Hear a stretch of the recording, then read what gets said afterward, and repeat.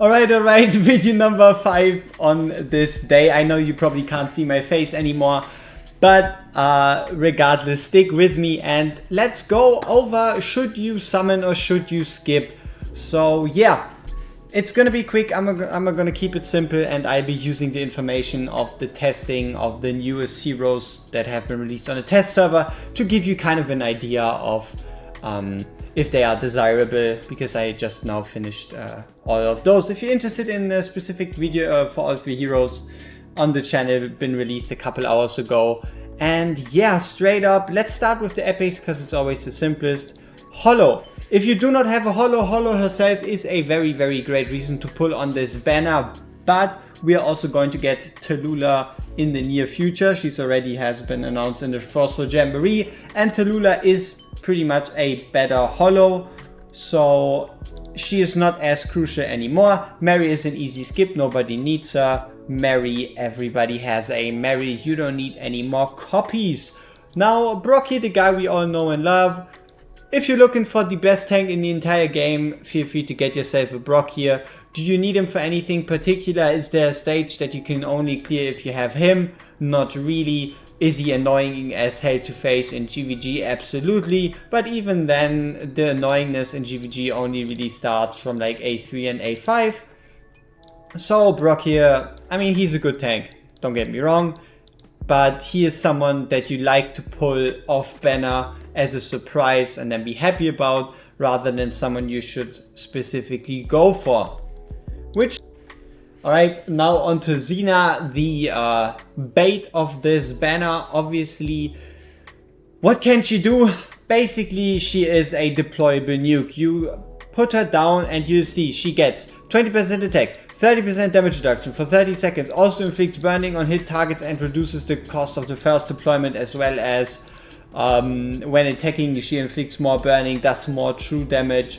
The more stacks burning the enemy has, the more damage she does, permanently increases the damage by 10% for each deployment. And then the ultimate is the cherry on top. You place her down, it auto activates for 20 seconds. She gets more attack, more crit damage, every attack does more damage. The less target she hits, the more damage she does.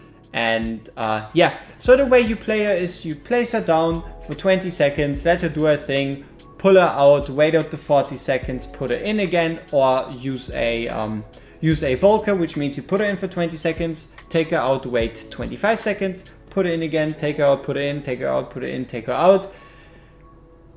She does nice damage, and for a unit that only spends 20 seconds per deployment on the field, her damage is incredible, her damage is ridiculous, and she does a bunch of damage.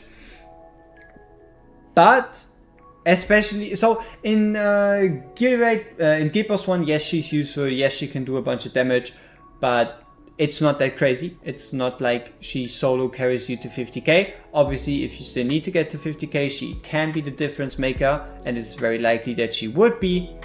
But the problem, for example, comes then into, let's say, Immortal Codex. Immortal Codex doesn't really like you taking out your units and putting them back in. Guild Boss 2 doesn't like you taking out units, putting them back in. So it already limits you to, let's say, gear rates. Gear rates, the fact that she hits ground means you can really only use her for gear rate 1 and 2. Gear rate 1 and 2 can be very easily cleared without her. And gear dungeon 1, she doesn't have the reach to deal with the top lane. Unless you actually place a team in a way that makes use of her specifically. But that's not really something I would advise to look for. So yeah, you would only really have time to play her in campaign, Void Rift. There she would obviously crush everything if you place her down. But we're not at the point yet where we have content where you would need this like one button deleter. So she would be a unit that you're going to keep for the future. For those that are curious about the Awakenings, during the ultimate she deals even more damage.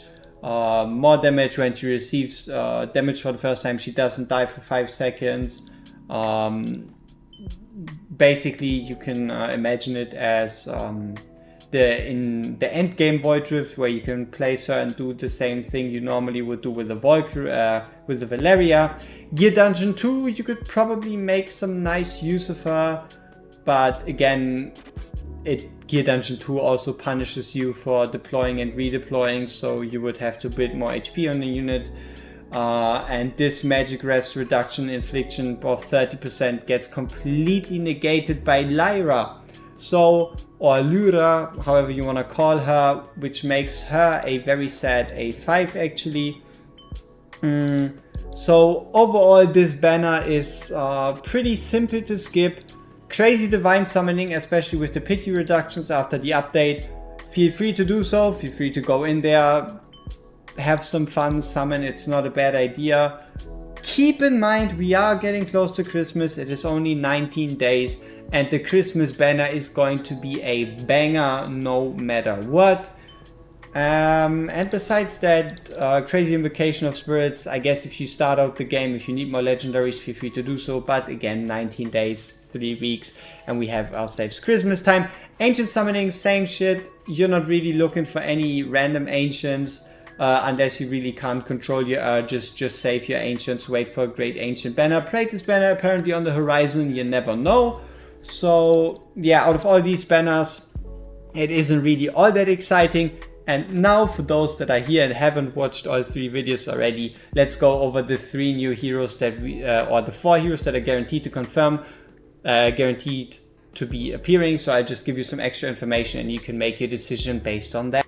Okay, so here we are on the test server. Let's go rapid fire through the units. First off, a unit you don't have to worry about, that is Callista. Callista is going to be free. Callista will be able to be bought from the shop. So no need to worry about summoning her. What can she do? She's really useful in Gear Dungeon 2 for the pushback. There might be more niche usages and there is a very significant chance that an exclusive artifact takes her that one step higher to become a rather exceptional unit. So she's out of the picture. Next up, let's have a look at Tallulah. Tallulah, as I already mentioned, is pretty much Hollow 2.0. What you're getting is you're getting a cleanse, you're getting a damage reduction, you're getting rage regen, you're getting increased healing effect, and I think even some normal cleanses on the side. Yeah, right here. So overall, she's pretty much a Hollow with extra steps. Also, you see you get 30% physical and magical damage reduction. Here's the 1% rage regen per second. So yeah, she is Hollow 2.0. And she really gets crazy when you get her to A3. At A3, she basically at A1 or A0, she's equal, if not slightly better than Hollow. And at A3, it isn't a question anymore. And she is then the better Hollow. Okay, besides that, let's have a look at Ares. Ares is the last guy I tested. He kind of turns out to be a disappointment in a sense. He is a probably mostly GVG focused unit with AoE attacks, with the ability to hit air, and his main usage for most of us is going to be his A1, because the A1 is what enables him to clear the top lane in Gear Dungeon, in Gear Dungeon 1, Gear 8? Gear Dungeon 1. In Gear Dungeon 1 with the A0 it isn't quite possible. I tried it a bit, I wasn't able to make it work. Maybe there's some weird shenanigan. You could also basically put him into a team where he's not the one that matters and cleared, but again keep in mind you really want him at A1, otherwise you're just playing yourself. Then we have Camille Plus, Camille Premium, my favorite unit design wise. She hard at the end of the day, that's it. What can she do? She does a whole bunch of damage. She can clone her own attack. She can clone her basic attack. She shoots meteors. Those meteors do 2100% damage. It's pretty crazy. She can also cleanse if she has 2 cosmic rifts. And it really kind of does seem like you have like a 85 to 95% chance that her 2 rifts are up when you try to cleanse, but there's still that chance that 1 rift disappears before the meteor hits, which means only at her A1 do you really have that 100% chance to actually cleanse when you want to cleanse or dispel, right? Besides that, she does a whole bunch of damage. Number wise, she'll do like 120 to 140 million at A0 in Guild Boss 1, and she'll do something like 180 to 220 million in Guild Boss 2.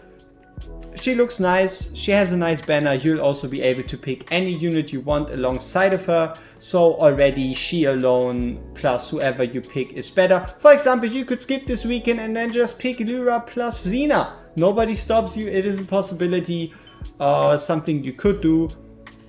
And yeah, those are like kind of like the breakdowns of the heroes. None of these units we talked about are really must summons. So if you wanted to, you could also save for New Year's, especially Chinese New Year's, with the rumored Wukong, who's apparently super strong. But also keep in mind, no matter what leaks you hear, they always tweak him a bit. It's not gonna be the same.